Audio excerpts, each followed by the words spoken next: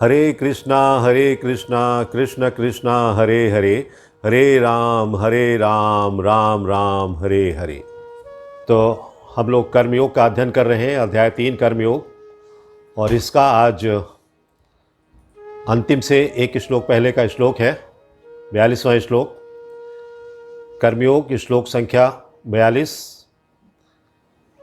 इसको हम पढ़ेंगे और ये समझने का प्रयास करेंगे अपनी इस अल्प बुद्धि से कि भगवान ने यहाँ अर्जुन को क्या संदेश दिया है।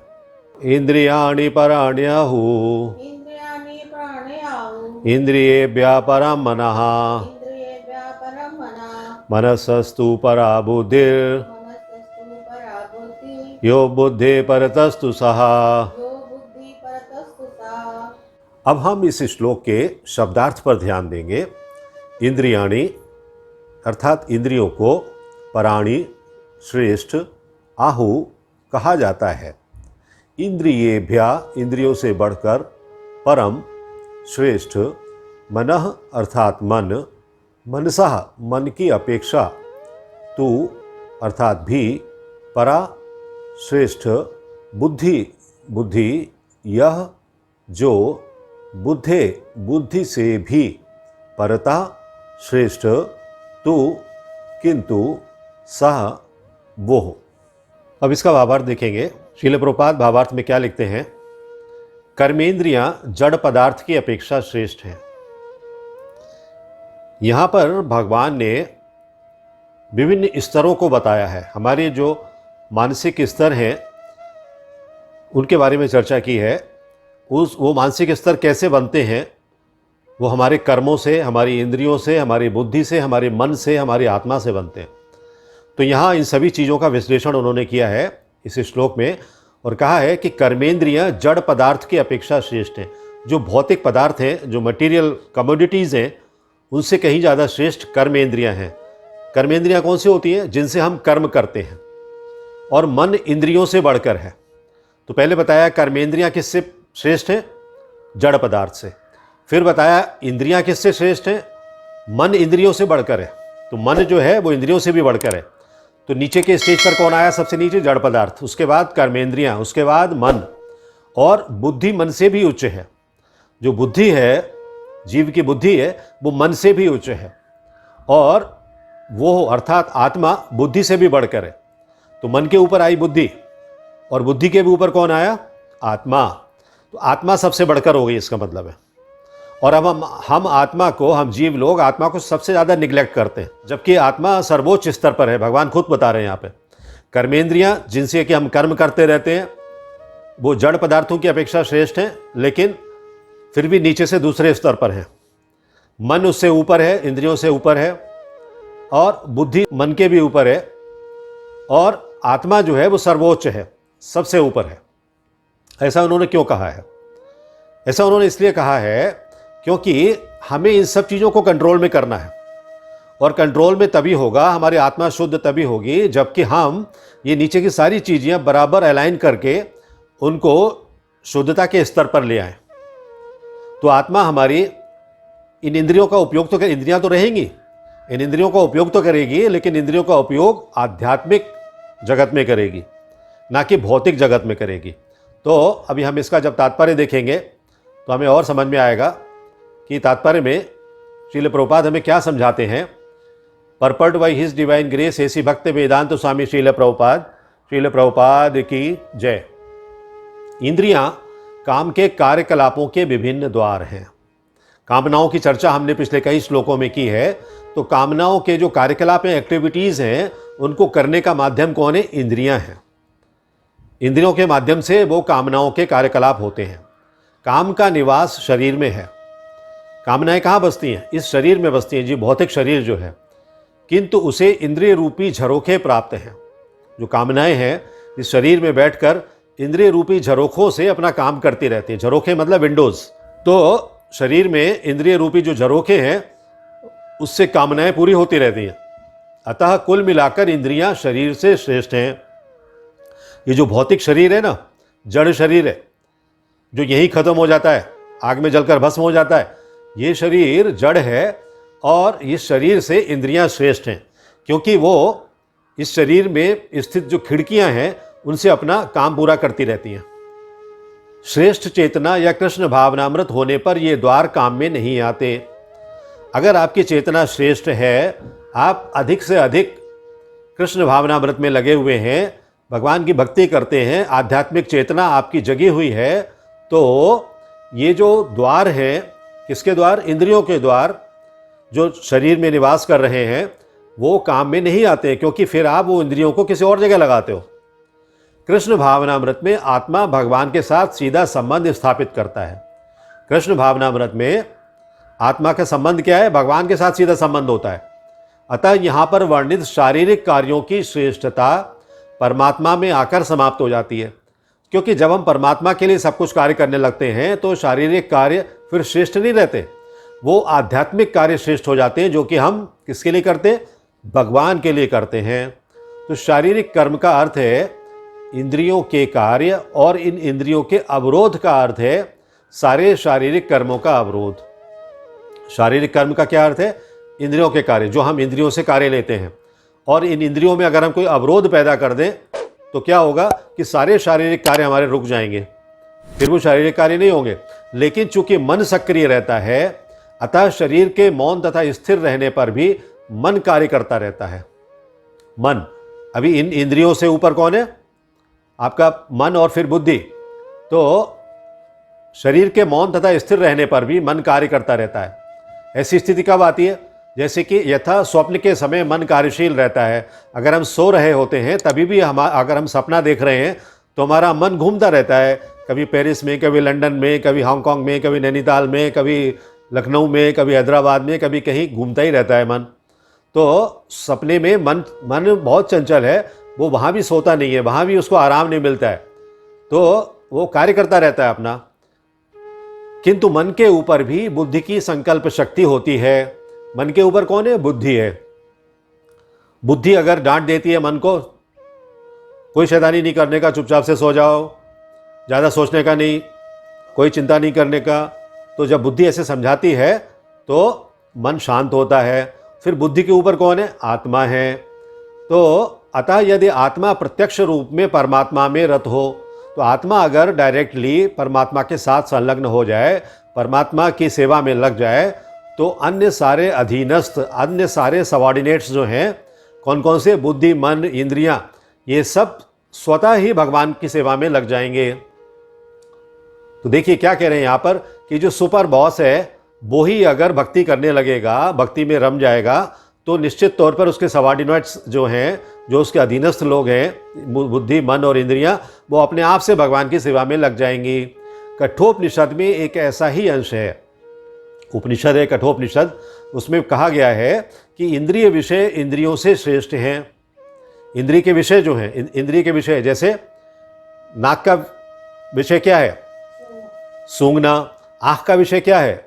देखना। कान का विषय क्या है? सुनना या शब्द, है ना। जिह्वा का विषय क्या है? स्वाद। तो ये जो चीज़ें हैं ये इंद्रिय विषय हैं। तो इंद्रिय विषय इंद्रियों से श्रेष्ठ है और मन इंद्रिय विषयों से श्रेष्ठ है, क्योंकि मन अगर स्थिर हो जाए, दृढ़ हो जाए, तो वो इंद्रिय विषयों को चलने नहीं देगा। आंखें कहेंगी कि हमें अच्छी अच्छी चीज़ें देखनी है, लेकिन मन उनको रोक देगा। जीभ कहेगी कि हमें रसमलाई खानी है, लेकिन मन उनको रोक देगा। तो मन इंद्रिय विषयों से श्रेष्ठ है। अतः यदि मन भगवान की सेवा में निरंतर लगा रहता है तो इन इंद्रियों के अन्यत्र रत होने की संभावना नहीं रह जाती। तो अगर मन को आपने, आत्मा से हमने शुरू किया, आत्मा से बुद्धि आया, बुद्धि से मन आया, अगर हमने मन को भगवान में लगा दिया तो ये संभावना नहीं है कि हमारी इंद्रियां किसी और कार्य में लगें। इस मनोवृत्ति की विवेचना की जा चुकी, हमने पहले भी इस बारे में चर्चा की है। परम दृष्ट्वा निवर्तते, यदि मन भगवान की दिव्य सेवा में लगा रहे तो तुच्छ विषयों में उसके लगने की संभावना नहीं रहती है। सबसे अच्छी बात है ये, बहुत ही महत्वपूर्ण बात है कि मन को कहाँ लगाइए? भगवान की सेवा में लगाइए, तो मन भटकेगा नहीं, कहीं और नहीं लगने की कोशिश करेगा, क्योंकि मन को और इंद्रियों को कहीं ना कहीं तो लगना ही है। अगर आप भगवान की भक्ति में नहीं लगाओगे तो वो किसी और गलत चीज़ों में लगेंगे। तो कठोपनिषद में आत्मा को महान कहा गया है। अतः आत्मा इंद्रिय विषयों, इंद्रियों, मन तथा बुद्धि इन सबसे ऊपर है। आत्मा, इंद्रिय विषय जो अभी चर्चा किया हमने, इंद्रियों और बुद्धि इन सबसे ऊपर है।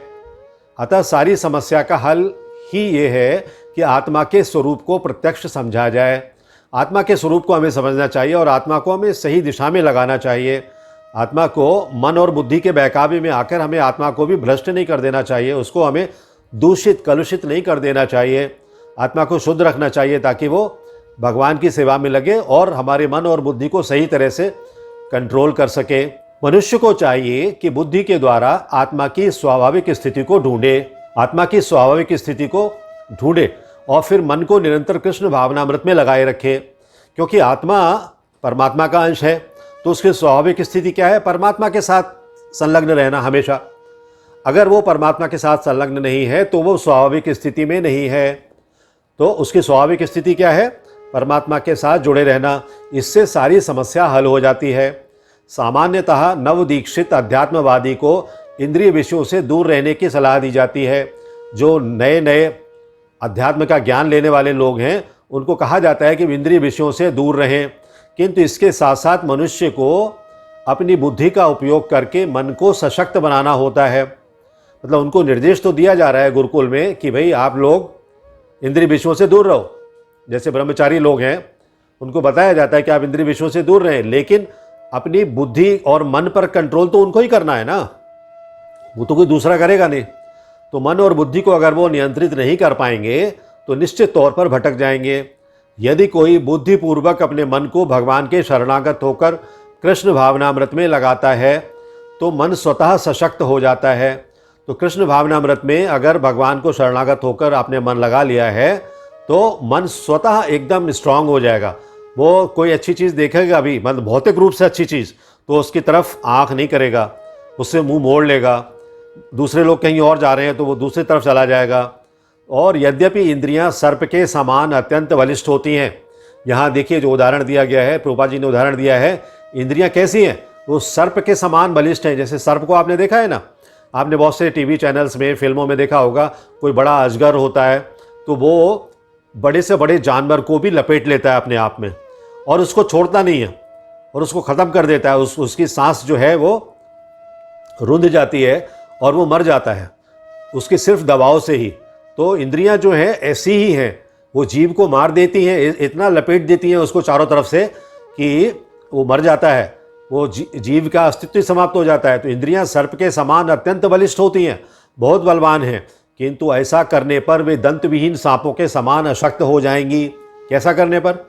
कृष्ण भावना भावित होने पर अपनी सारी शक्ति, सारी इंद्रियां, मन, बुद्धि, ये अगर हमने भगवान में लगा दिया तो यही इंद्रियां जो कि पहले हमें अपने वश में करना चाह रही थी, वही इंद्रियां टूथलेस सांपों के समान हो जाएंगी, उनकी अशक्त हो जाएंगी। मतलब में कुछ भी फिर शक्ति रहेगी नहीं। जैसे सांप के दांत निकाल देने के बाद उसका जहर निकल जाता है, फिर वो किसी को काट नहीं सकता है, फिर वो बेकार हो जाता है, फिर छोटे बच्चे भी उस सांप को उठाकर घुमाने लगते हैं। तो ऐसा ही उदाहरण बताया गया है। इंद्रियों को हमें बस में करना है। वो सांप है, बहुत जहरीली सांप है वो।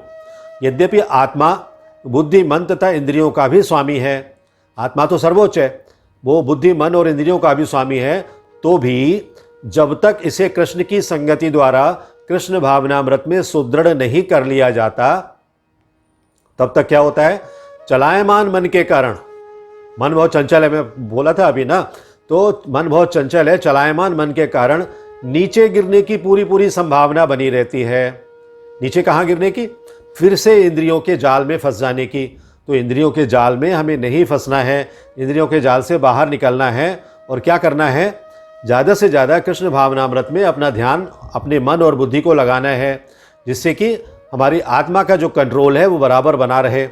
आत्मा का कंट्रोल बना रहेगा तो हमारा मन और बुद्धि कहाँ रहेगा? भगवान के शरण में रहेगा। और इंद्रियां भी हमारी जो हैं भगवान के लिए कार्य करेंगी। हम इन आँखों से देखना चाहेंगे तो हम भगवान के दर्शन करना चाहेंगे। हम इस मुंह से अगर कुछ बोलना चाहेंगे तो हम भगवान का कीर्तन करना चाहेंगे। हम इस जीभ से अगर कुछ खाना चाहेंगे तो भगवान का प्रसाद खाना चाहेंगे। हम इन कानों से कुछ करना चाहेंगे तो भगवान का कीर्तन सुनना चाहेंगे, अच्छे अच्छे लेक्चर सुनना चाहेंगे भगवान के बारे में, भगवान की लीलाएं सुनना चाहेंगे, भगवान की लीलाएं देखना चाहेंगे। तो यहाँ फिर से वही बात आ जाती है नवधा भक्ति के 9 सूत्र जो प्रहलाद महाराज ने हमें दिए, श्रवणम कीर्तनम, तो हमें श्रवण करना है, कीर्तन करना है, ये सारे कार्य करने हैं, तभी हम कहाँ जाएंगे? हम कृष्ण भावनामृत में भगवान की ओर उन्मुख हो पाएंगे, भगवान की भक्ति कर पाएंगे। तो ये इस श्लोक का तात्पर्य यहाँ हुआ है। लेकिन अभी इसके कुछ और जो व्याख्या वाली चीज़ें हैं वो हम ज़रा ध्यान देंगे। इंद्रियाणि पराण्याहु, ये इसका क्या मतलब है? इंद्रियाणि पराण्याहु, इसको हम इस तरह से समझने के प्रयास करें कि तो शरीर जो है वो विषयों से और इंद्रियों से परे है, भिन्न है। तात्पर्य ये है कि इंद्रियों के द्वारा विषयों का ज्ञान होता है। इंद्रियों के द्वारा हम क्या करते हैं? विषयों का ज्ञान करते हैं। इंद्रियों से हमें पता चलता है कि अभी जैसे जीभ पर हमने कोई चीज़ रखी तब हमें पता लगता है कि वो खट्टी है कि मीठी है। आँखों से जब हमने देखा तब हमें पता लगता है कि वो चीज़ देखने काबिल है कि नहीं है। तो इंद्रियों के द्वारा विषयों का ज्ञान होता है, पर विषयों के द्वारा इंद्रियों का ज्ञान नहीं होता। कोई विषय अगर हमारे सामने है, ऐसा विषय वस्तु है, सब्जेक्ट मैटर है, मतलब कोई पात्र में कोई चीज़ रखी हुई है, तो हमें उससे ज्ञान नहीं होता है कुछ भी, जब तक कि हम इंद्रियों का प्रयोग करके उसका अनुभव ना कर लें। इंद्रियां विषयों के बिना भी रहती हैं। विषय नहीं होंगे, विषय भोग की चीज़ें नहीं होंगी तो भी इंद्रियां रहेंगी, पर इंद्रियों के बिना विषयों का कोई महत्व नहीं है। ये जो विषय भोग हैं, इंद्रियों के बिना उनका कोई महत्व नहीं है। अगर हम आँखों से देखना ही बंद कर दें, अगर हम जीभ से चखना ही बंद कर दें, हम कानों से सुनना ही बंद कर दें, तो इन विषयों का क्या महत्व है? जो विषय भोग की चीज़ें उनका कोई महत्व नहीं है। विषयों में ये सामर्थ्य नहीं है। ये जो विषय भोग की सामग्री है, ये जो सब्जेक्ट मैटर है, इनमें अलग से कोई सामर्थ्य नहीं है कि वे इंद्रियों को खुद से प्रकाशित करें, मतलब इंद्रियों पर प्रभाव डालें, ऐसा उनमें कोई सामर्थ्य नहीं है। बल्कि इंद्रियां विषयों को प्रकाशित करती हैं। इंद्रियों से ही विषय वस्तु का ज्ञान होता है। उससे ही हमें पता चलता है कि कौन सी चीज़ मीठी है या खट्टी है। इंद्रियां वही रहती हैं, पर विषय बदलते रहते हैं। तो इंद्रियां वही रहेंगी, लेकिन विषय बदलना है हमें भौतिक विषय से कहाँ ले जाना है? आध्यात्मिक विषय की ओर ले जाना है। तो आध्यात्मिक विषय अगर होंगे तो हमारी इंद्रियों का सदुपयोग होगा, अन्यथा इंद्रियों का दुरुपयोग होगा। क्योंकि जिस आँख से या जिस कान से हम भगवान की भक्ति के कार्य कर सकते हैं, उसी आँख और उसी कान से हम दूसरे बुरे कार्य भी कर सकते हैं। तो हमें बुरे कार्य नहीं करने हैं। इसका अगला हिस्सा है इंद्रियेभ्यः परम मनः। इंद्रियां मन को नहीं जानती, पर मन सभी इंद्रियों को जानता है। अभी देखिए, इंद्रियों के ऊपर आ गया मन सभी इंद्रियों को जानता है, जबकि इंद्रियां मन को नहीं जानती हैं। इंद्रियों को नहीं पता मन में क्या चल रहा है। ये अपने हाथ से इस चीज़ को उठाने वाला है कि नहीं उठाने वाला है, ये चीज़ देखने वाला है कि नहीं देखने वाला है, मन में क्या चल रहा है वो इंद्रियों को पता नहीं होता है। इंद्रियां मन को नहीं जानती, पर मन सभी इंद्रियों को जानता है। मन को पता है कि उसे जीभ से क्या काम लेना है, आँख से क्या काम लेना है, कान से क्या काम लेना है, नाक से क्या काम लेना है, मन को सब पता है। इंद्रियों में भी प्रत्येक इंद्रिय अपने अपने विषय को ही जानती है। अभी जो प्रत्येक इंद्रिय, आँख, कान, नाक, इन्हीं का अगर हम उदाहरण लें तो आँख सिर्फ आँख का विषय जानती है। आँख जो जीभ का विषय है वो नहीं जानती। कान भी जो है वो अपना विषय जानता है, सुनने वाला। वो देखने वाला कार्य नहीं कर सकता, अपना अपना कार्य ही कर सकते हैं। ना वो स्वाद ले सकता है, ना वो बोल सकता है। कान केवल शब्द को जानते हैं। कान से सिर्फ सुनने का काम हो सकता है, पर स्पर्श, रूप, रस और गंध को नहीं जानते। कान से जो है ना तो हम स्पर्श का पता लगा सकते हैं, वो तो हमें हाथ से ही पता लगेगा, त्वचा से पता लगेगा। ना हम रूप का पता लगा सकते हैं सिर्फ कान से, वो आंखों से पता लगेगा। ना रस का पता लगा सकते हैं क्योंकि वो तो जीभ से पता लगेगा। तो ना गंध का पता कर सकते हैं कान, क्योंकि वो तो नाक से पता लगेगा। तो ये इंद्रिय विषय जो हैं अलग अलग इंद्रियों पर ही फोकस्ड है। हम एक इंद्रिय से दूसरे इंद्रिय विषयों का भोग नहीं कर सकते। त्वचा केवल स्पर्श को जानती है, पर शब्द, रूप, रस और गंध को नहीं जानती। नेत्र केवल रूप को जानते हैं, पर शब्द, स्पर्श, रस और गंध को नहीं जानते। रसना या जीभ, जो जीभ है वो क्या जानती है? वो केवल रस को या स्वाद को जानती है, पर शब्द, स्पर्श, रूप और गंध को नहीं जानती। और जो नाक है ना, नासिका, ये नासिका केवल गंध को जानती है। उससे आपको स्वाद नहीं ले सकते। कभी रसमलाई आप नाक को नहीं खिला सकते।